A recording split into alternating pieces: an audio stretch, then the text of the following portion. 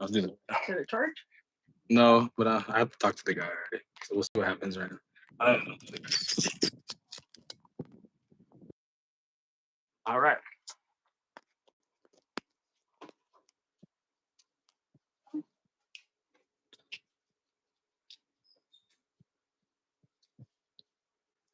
Testing, testing. 1, 2. 1, 2.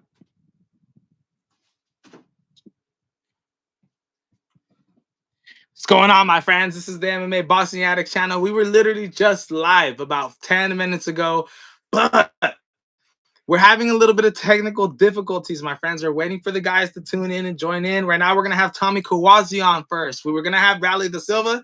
Hopefully, he comes in right after, my friends. But in about 10 minutes, we got Tommy CUOZZI, who's a North Carolina, South Carolina #1 ranked featherweight champion, my friends. He is the Battlefield Underground champion, which is going to be amazing to see him make his debut, man. It's going to be absolutely exciting, dude.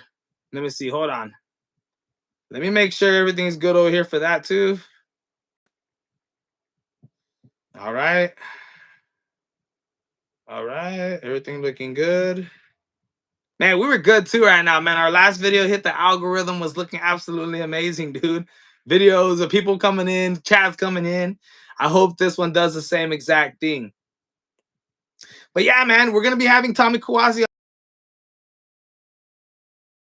Battlegrounds. He is the featherweight ultimate battleground champion from North Carolina, my friends, who's coming in here in Las Vegas, fighting outside of his home, my friends, for the first time. You know, he's usually fighting with fans. People usually cheering for him. Tommy, Tommy, Tommy. But this time he's fighting at the UFC Apex, which is going to be a lot tougher because here you're actually, it's more like a street fight. You know, you actually hear every single shot being hit. You hear everything so goddamn good. You could even hear the people speaking to each other. You could even hear the commentators speaking, right? So it's going to be amazing, man. It's going to be amazing, you guys. But go ahead, if you're barely tuning in right now, leave a like, man. We had 10 likes already on the other goddamn video. You know, we were only 20 minutes in. Everything was going fine until we had to redo everything. So again, my name is Alex Ramos. This is the MMA Boxing Addict channel. Let's get our hands dirty, my friends. We're going to talk to RADLEY da Silva, and we're going to be talking to Tommy CUOZZI, who is an 8-0 fighter, you know, who's absolutely amazing, dude. I can't wait for this. Hold on. Let's see what Tommy's doing right now. Thanks for hitting the like button. Hey, 31 people in here just tuning in. You guys get ready because in a couple minutes, Tommy CUOZZI is joining us. Let me make sure he's in the building. Do I like JMMA?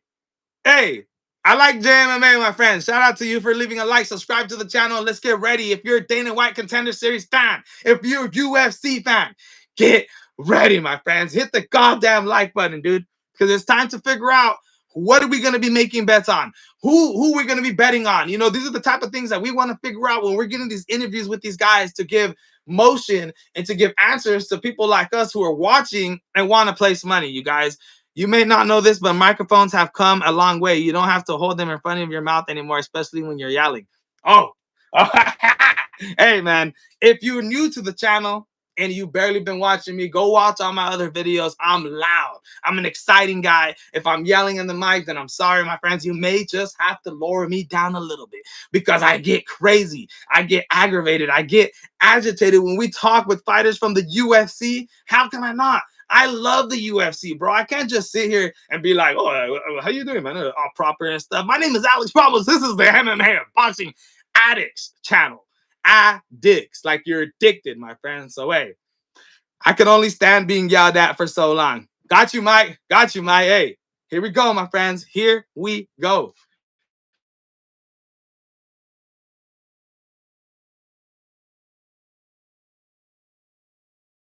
Bet. Tell me when. Hey, Tommy CUOZZI is in, baby. So let's get him in here. I'm gonna tell him right now. You watching, Tommy? Do you know Ryzen featherweight champion? I do not watch Ryzen, my friends, but I do know Kyle Sakara, who is fighting in Ryzen, who was a Ryzen champion, who is fighting in the UFC at UFC 319, my friends, against Tim Elliott coming up. So, hey, hit the goddamn like button, my friends. Here we go. If you guys have questions for Tommy CUOZZI, get ready because he's about to answer some for us. We're going to get a little bit to know about him as we get ready for his fight against Ramiro Jimenez, my friends, who's a Mexico fighter coming in here on a hot streak. You know, he fought 3 times back in December 16th of 2023 to win the goddamn tournament to win $100,000. So you guys, let's get into this, man. Here we go. What's up with Tommy? Tommy CUOZZI wants to join the stream. Let's see. Are my eyes deceiving me, or are we here with the #1 ranked fighter from North Carolina, South Carolina, my friends, a featherweight battle underground champion? Is that Tommy CUOZZI? This is Z. How you doing? Oh, I'm doing good, man. I'm doing good. What's that behind you right there, my friend? That looks tight. Is that Dragon Ball Z and all that?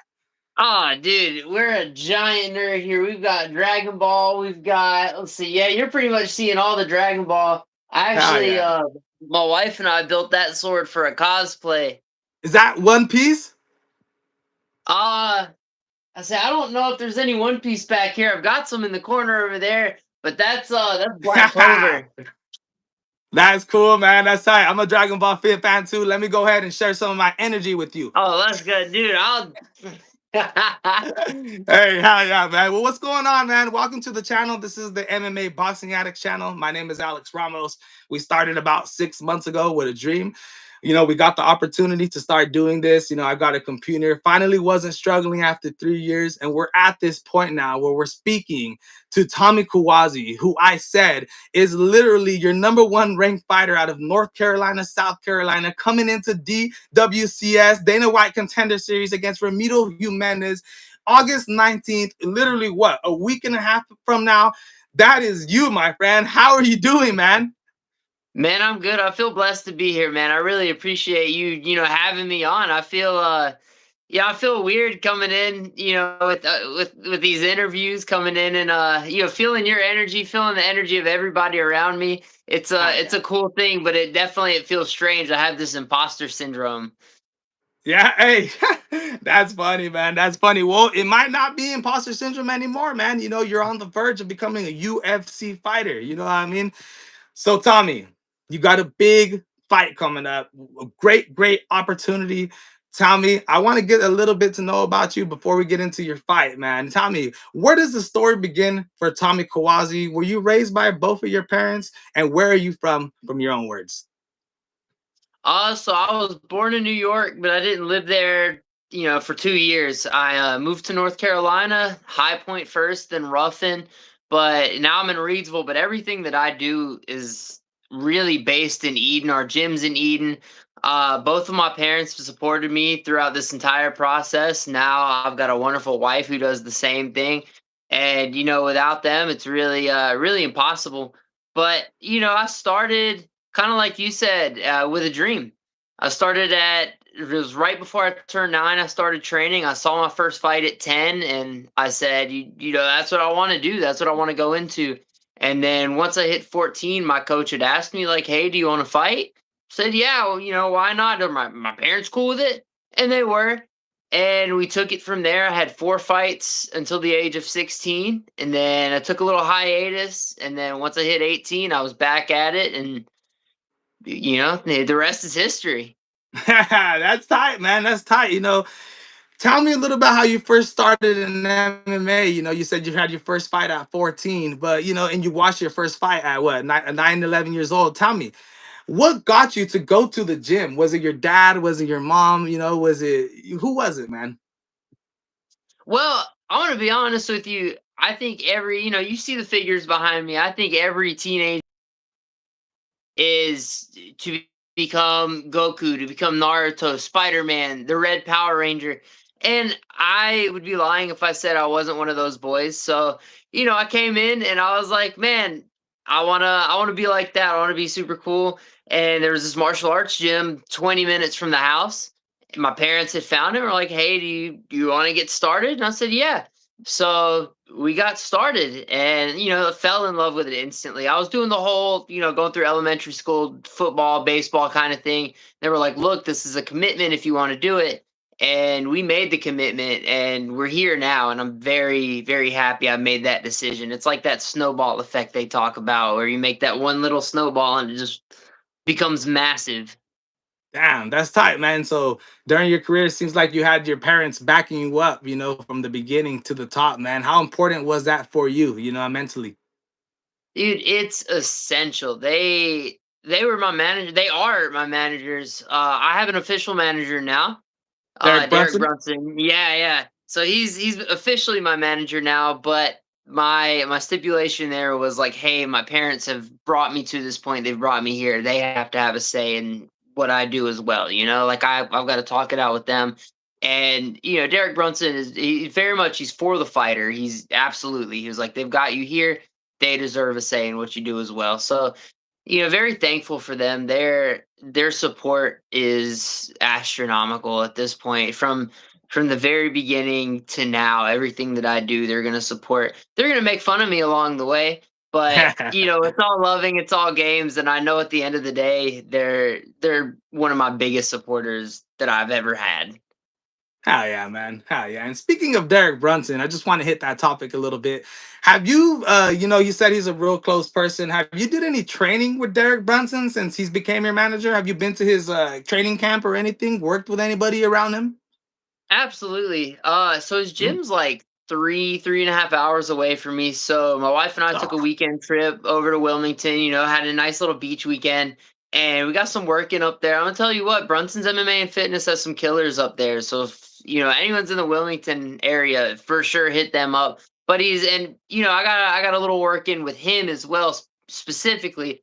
And yeah. I'm gonna tell you what, he's everything that he appears to be. He's a monster. Just getting some work in with him. It's like wow, like there's levels, and I'm trying to get to his level now. We're trying to walk up that staircase and get to where he, sat for so Yeah. long. Yeah, yeah, he's a good fighter, man. People want to talk about some of the losses towards the end of his career, but he only lost to some of the best fighters in the world. Israel Adesanya, Exactly. DDP, before DDP was even blown up and people didn't even know who this guy was yet. Yeah, He was a phenomenal fighter. So to hear that he's your manager and hear that you've worked with him before, that's a great thing right there, man. That's a great thing. So to hit absolutely. It's a cool experience. That's tight, man. That's tight. So tell me, man. So you're a young kid. You said you went to elementary school. You went to high school. Did you do any wrestling or any type of boxing? During your middle school, your high school years. Talk to me about that. So all my training has just kind of been everything mashed together. I never took one discipline and said I'm going to focus on this specific thing for a certain length of time. I've changed the balance out, changed the scales per what I was focusing on, but there was always something else with it. It was never only boxing, only Muay Thai, Jiu-Jitsu, wrestling. But like I said, I did a little bit of everything. I never wrestled for a school, but I did a wrestling club there for a little bit and just kind of let my game grow from there. Carolina Elite kind of got my wrestling started. And then Yes. now, just in the fight community, there's so many killer wrestlers nearby. Yeah. Actually, just on my team, we've got Corbin Manley, who wrestled for 30 years of his 28 years. And, we've got just Top. Derek Brunson, his team. There got some solid wrestlers on my team. We've got Thomas Gant, who's got a contender series fight coming up as well. He's the assistant coach over at NC State, insane wrestler. But just there's so many opportunities to work on that here. Jiu-jitsu, I've been working a lot with Gracie Burlington and surrounding gyms. My coach Nice. Aitor Canup, Spencer, he's so knowledgeable, but just getting everything from everywhere, and it's really really helping my knowledge to expand. Nice, man. And experience. How much experience you got? You said you've been fighting since you were 14. You watched your first UFC fight at a young age. When did you start actually practicing MMA, mixed martial arts, and thinking about doing this a full-time thing? So like I said, I started in the kids class like at 8 or 9 years old, and at that point it was just we're training to be a red ranger, right? We want to be a ninja. And like I Yeah. said, once I hit 10 years old, I saw my first fight. Dude broke his arm and I was like, dude, that's like it sucks, but like that's sick, right? Like I want to do that. And That's good. yeah, so I think from that point on, we took it a little more seriously, and we started ramping our training up. And it's always fun when the people in the corner call you the overachiever, and it's like, so we started taking fighting and training a little more seriously, doing grappling competitions. And like I said, once I hit 14, I got my first fight offer. And from that, like, it's history. Then I started that was my thing. We're fighting, going through high school and college at the same time, and we're fighting. So there were so many things we had to balance, but fighting always took priority in my life.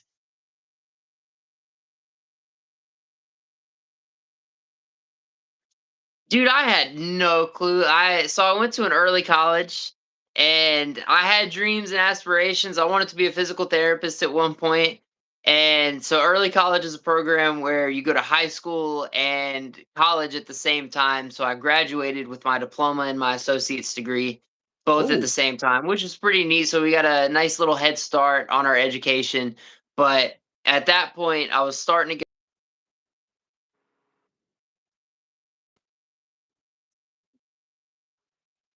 we're gonna have to devote time here or here, and it's gonna be so hard to do both. So I went ahead and I chose fighting as the path that I wanted to take. hell yeah, man. Hell yeah. Well, it seems like it's working out for you right now. Everything is going absolutely splendid. Hey, at least you got associate's degree as well. I don't even have a single goddamn degree myself. So that's absolutely great, man. Now, I want to Thank you. talk about your resume a little bit. Like you said, you started when you were 14. You went on a 5-fight win streak during your amateur career, but then ended up running into a 4-fight little losing streak, right? And we're heading into 2019. You get your first professional fight in 2019. I just want to know mentally, man, what was going on through your head during your amateur career, having suffering a couple losses, even though to me, losses in MMA are needed. They're needed. This isn't Yeah. like boxing or anything like that. This is UFC MMA. Losses are needed to be able to, build on what you need to work on. What was the mentality going in to your pro fight, my friend? I think it was exactly that. I like the phrase, it's not a loss, it's a lesson. But I like to add to it. It's not a loss, it's a lesson if you make it one. A loss is a loss. It will always be a loss, but you can turn it into a lesson, and that's what I strive to do. I Losses affect the mind, but it goes one of two ways. You could either be really down on yourself and go, "I'm horrible, I suck, I shouldn't do this," or you can. And don't get me wrong, there were times where, like, up here, we definitely thought that, but we there. The other side of that is that you can go, "Look, what did I do wrong? Why did I lose? And let's fix it. Let's capitalize on that. Let's get better there." And I'd say each fight we got a little bit better, a little bit better. And it's on the road, turned into a big old crater in the road. But I got an offer, and they were like, "Hey, do you want to fight the guy that you lost first to, but as a pro fight?" And I was like, "Sure, let's send it," because it was a really good fight. It was close, and well, why not? And he ended up not being able to do it. So now I had already committed to a pro fight. I hadn't signed a contract or anything yet, but it was like, "Look, up here we're committed." Yeah. So we're not going back now. We're not playing this back and forth game. And they found a new opponent really quickly, and we did our thing. And like I said, the rest is history. We got in there, we executed a game plan. It went beautifully. Couldn't have asked for a better pro debut. Yeah, yeah, man. That's tight. It's a good story. You know what I mean? You show that, even though sometimes people are going through down times in life, look at where you're at now. You ended up going on an 8-fight win streak, not even having seen round three in any one of those 8-round fights, man. I believe JDM was another fighter who lost his first 2 professional fights and ended up becoming a world champion, so losses Right. don't mean everything, especially in early in your career, man. If anything, they're just like you said, lessons, and they're helping build people's careers, man. So that's absolutely fantastic. Absolutely. Since 2019, you've been able to get a win streak like absolutely amazing. 8-0, all finishes, my friends. You haven't been to a decision since 2019. How has that ride been for you, man, so far going into this?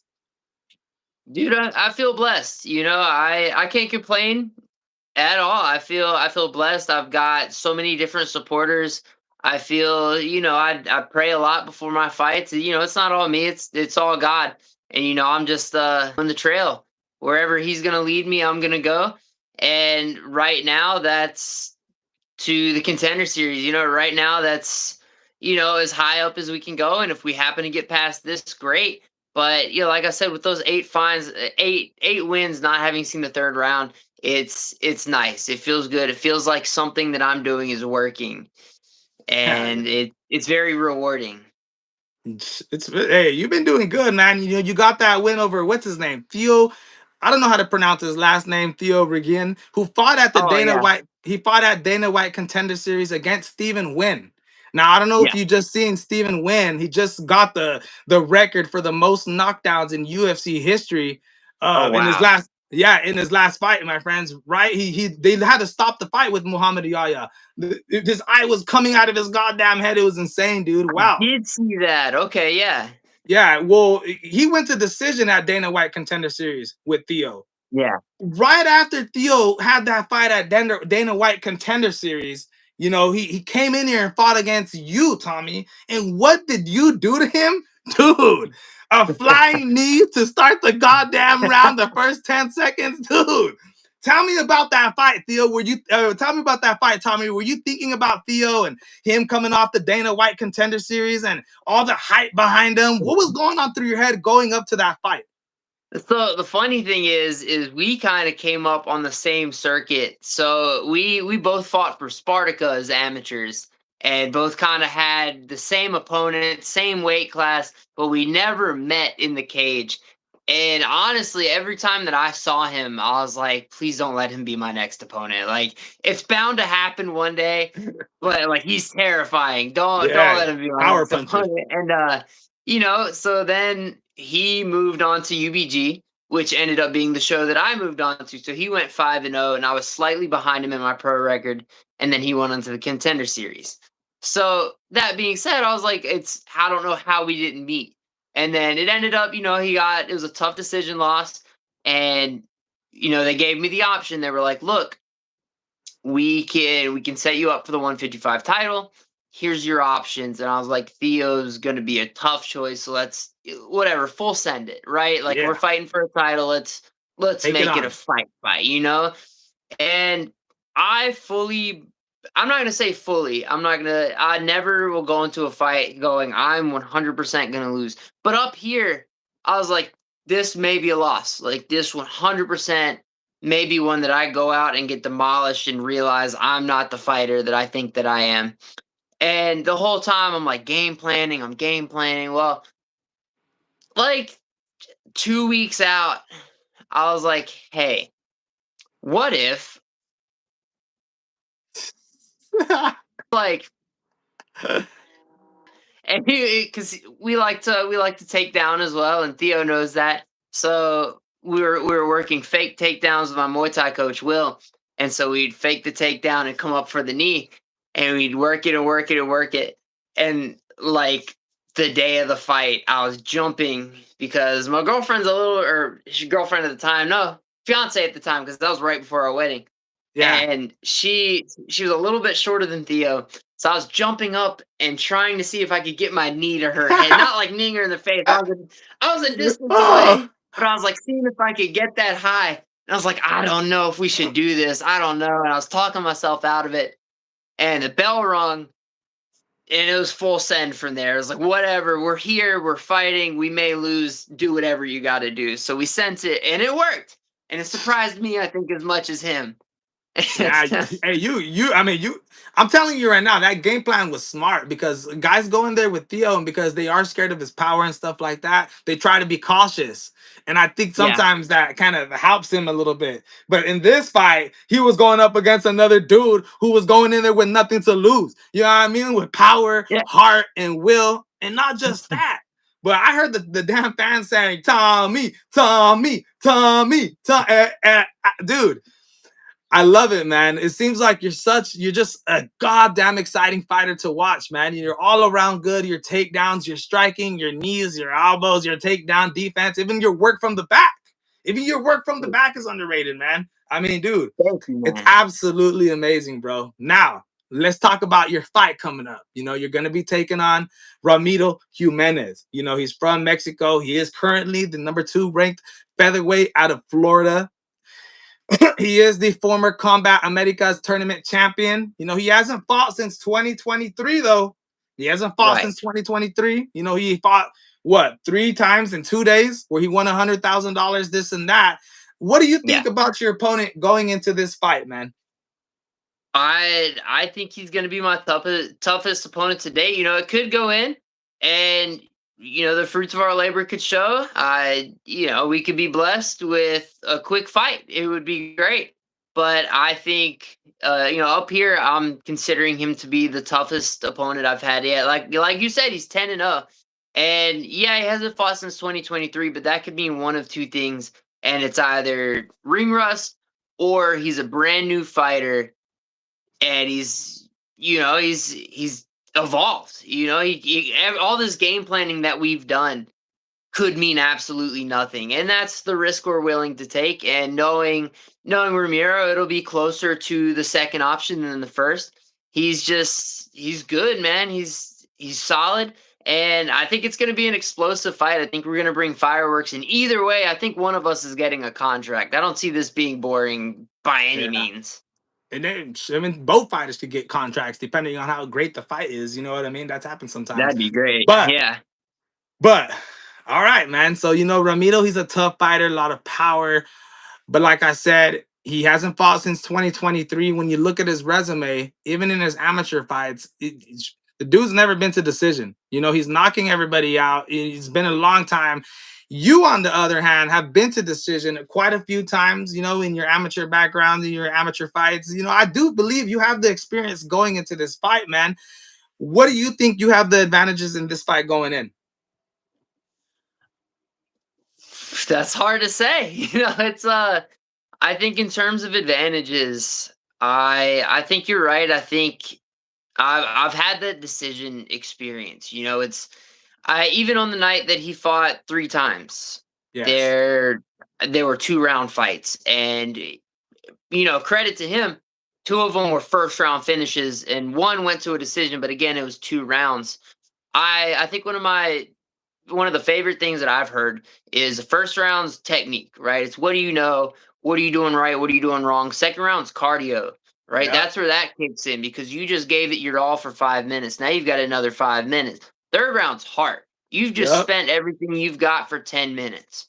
So now we take that heart round and whatever, if we've got anything left in the tank, we've got an advantage. Yeah. Well, I shouldn't say every fighter. Some fighters want it to go the distance. They just want to scrap. But a lot of fighters don't want it to go that long, and neither of us do. But at the same time, if it does, I think I've been there. It's not unfamiliar ground for me. But either way, I know that he's training hard. I know that he's got the cardio. It's I don't think there's a clear advantage either way. It's Yes. just I think it's going to come down to who's willing to grind it out more, who's trained harder, who wants it more. Hell yeah, man. And how's training camp been leading up into this fight? Dude, it's been good. Today was my last extremely hard day. Next week we're keeping the cardio up, but it's not like super hard contact. It's just training to keep the cardio up, weight down, so we don't get injured before the fight. But dude, camp was it was rough, man. It was for Yeah. sure rough, but it needs to be. It absolutely needs to be. We don't want to come into this fight after a soft camp because you're not ready for a fight then. You're ready for a 5K. Yep. It's you need a certain level of roughness both for the body and for the head because if you're not mentally prepared, you're coming into this fight blind. And I think our camp did a great preparing me both physically and mentally. I did a lot of lifting throughout this camp with NC reps. I did a lot more running this camp. I did a lot more just in terms of training and branching out for training. So I think with everything that I did, I have no choice but to be confident in my preparation.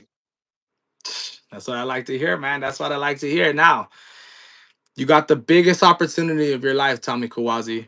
I'm going for you here on the MMA Boxing Addicts channel. We want you to go in here and get this goddamn contract. It's gonna be a great, great feeling, man. Who are you doing this for? Uh, so many people, man. Like I said, it's not just me, it's all God. My two biggest things are pray and train. He brought me here. If I'm gonna get to the next level, it's his decision.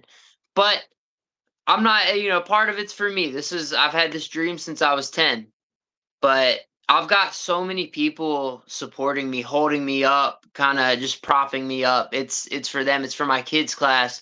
It's for the people who got shirts to support me. It's for the people that I see at a gas station on a random Wednesday that are like, "Hey, aren't you Tommy Quasi?"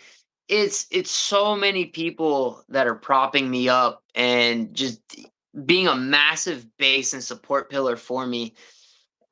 It's not just for me. We're doing it for everybody. We're bringing Eden, North Carolina up. We're gonna put us on a map, and hopefully things go well, and we keep bringing everybody up. This is for my gym, my family, everybody. Let's go, man.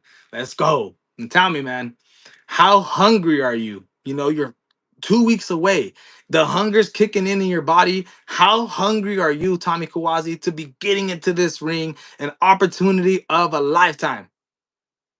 I think mentally, I'm so hungry for this fight. I'm excited for the fight. I'm nervous. I'm very hungry for the win, and we're gonna do whatever it takes to get there. I'm also a fat kid at heart, so I thought you meant at first like how hungry am I because the weight cut's getting to me. So also very hungry there, but Oh, my bad, bro. hungry on both ends, man. I'm absolutely pumped to do this. I'm excited to show an evolved fighter in there. Hey, that is funny, bro. I didn't even realize how hungry are you. Like, oh, you're hungry. Hey, that's what I like to hear, man. That's what I like to hear. Tommy Quasi, one last question before I go. Two last questions before I go. I know you don't like to predict the fight. You don't like to say anything that's gonna happen. But Tommy, what do you see? What do you want to manifest happening Tuesday night, August 19th, my friend? We all want to win. Whatever method comes, whether it's a quick 3-second knockout, amazing. Whether it's a 15 round all out war, amazing. We want to win. And like you said, I don't like making, excuse me, I had a little hiccup there. I don't like making predictions. I never want to be like, yeah, I'm gonna knock him out the second round, because you never know. It's a fight. Fights are unpredictable. You Yep. can train and train and train, and it all goes well. It all goes according to plan. But when it comes down to it, it's a fight. Yes, So sir. we want to win. We're going in whatever method we can take. A win's a win, and we're gonna take it. Let's go, man. Let's go. My last question that I have for you, Tommy Kawazi, when they're saying your name and they're giving you a goddamn contract on the DWCS and you're finally officially a UFC fighter, will you come back on so we could go over? I don't want to bring you on here for too long. I know you got training camp and you're going to start cutting weight soon. Can we go over a little bit more things? Come back on and celebrate your goddamn win, my friend. Dude, we'll celebrate for sure, man. I'd be honored. Let's go. Let's go. That's what I'm talking about. I want to thank you a lot, dude. I'm a blue collar kid from Fresno, California. I hang drywall for a living. Me and my son and my daughter, we're struggling at times and life is hard over here. But I'm so glad that you give me the opportunity and you give me your time. To me, you're a famous person. And none of you guys need to be doing this, especially on channels where not a lot of people are watching. We're young people trying to get up there. You don't have to do this. But the fact that you're here with me, I just want to let you know that your time is not taken for granted. I'm going after this. I'm going to go tell everybody about this. I'm going to tell my girl about how goddamn of a cool person you are. And I'm telling you right now, before I let you go, Tommy, let me do one last thing. So maybe it helps you out for fucking Tuesday, man. Here we go. Ready? I'm All sharing right. my energy with you, Tommy. Sharing my energy with you. Did I You caught got it it. all? You go. MMA Boxing Addict channel got your back, man. You're not going in there alone. Remember? Dude.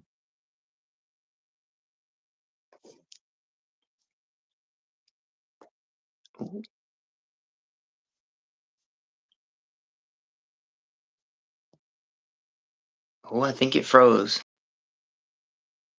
Oh no.